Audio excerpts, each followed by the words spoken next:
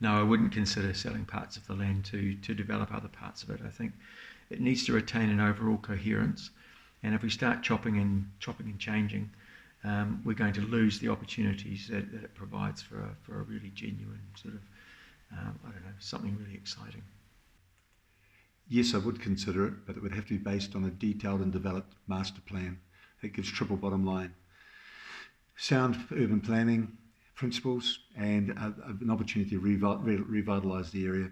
The substantial remediation would be investigated further too. I can't imagine any circumstances where we would sell pieces of the Otakaro Avon River Corridor regeneration zone to sell the land. In fact, that the underlying land belongs to the community forever, I think makes really good sense. So I've got no reason to think that that would be the case. I think the options for flat water activities are really around kayaking and boating on the river. I don't think that there should be major development that detracts from the natural setting. So I wouldn't support rowing, but I think other activities that people can enjoy along there, wonderful.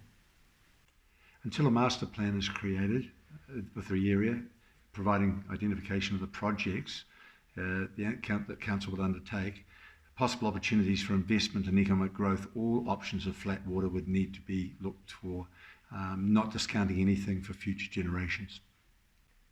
I think it's important that we do look at options for enhancing the flat water facility in terms of the Otakaro Avon River. You can think of all of the wonderful sports people who've cut their teeth rowing on that part of the river. I'd like to see some further work done though before I actually look at what the considerations might be. Well, I think this would be a major attraction for tourists. I can't think of any other city in the world where you have what I hope will be a native forest from the centre of the city right out to the shore. I think it's a fantastic opportunity, and I think it will attract people itself.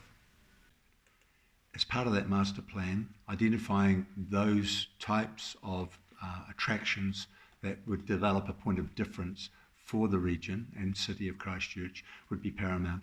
Again, it comes back to recognising the triple bottom line. I think there's lots of options for attracting people into the area, especially visitors. When I think of that incredible pathway from the centre of the city all the way through to the sea at New Brighton, again, the development of the green spine, I think that's going to be a priority for an incoming council, and it's certainly something that I'm really looking forward to. The landings also provide real opportunities, both for private business and also for social enterprise. I think the ownership needs to stay with the City Council, but I think governance can be conducted by a trust, and I think there's a huge amount of energy and enthusiasm from the community, and that could be channeled by the bureaucracy into doing what needs to be done to keep it to keep it running really smoothly. I don't believe anything outside of compliance should be delivered inside council. The possibility of a governance group incorporating government, council, property and community, I believe, would be the best way forward. No decisions have been made about ownership and governance for the Otakaro Avon River Corridor. Personally, I favour a co-governance model. Obviously, Ngāi Tūhuriri is the mana whenua, but I also would like us to see how the community could be engaged in the ownership side, but also the governance side as well. I think the transition is going to provide us with a great opportunity to trial a new way of actually doing it. Well, the vision that I have is for a native forest from the centre of the city right out to the sea. And if that's the core of what's there, then there are other things, activities that can be added on along the way that I think would be fantastic. Bike riding on the water. And I think the council has a role over time of funding that. This whole area would be a testament of the adversity that we've overcome as a city and as a region, and we could deliver that to visitors and make it a celebration. If there's one word that I can think of in relation to the Otakaro Avon River corridor, it is legacy.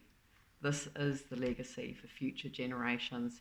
It gives us as a council the opportunity to look at stormwater improvement, restore the ecological values of the river, but at the same time it gives us an enormous sense of opportunity for how that part of our city, the natural park that it will be,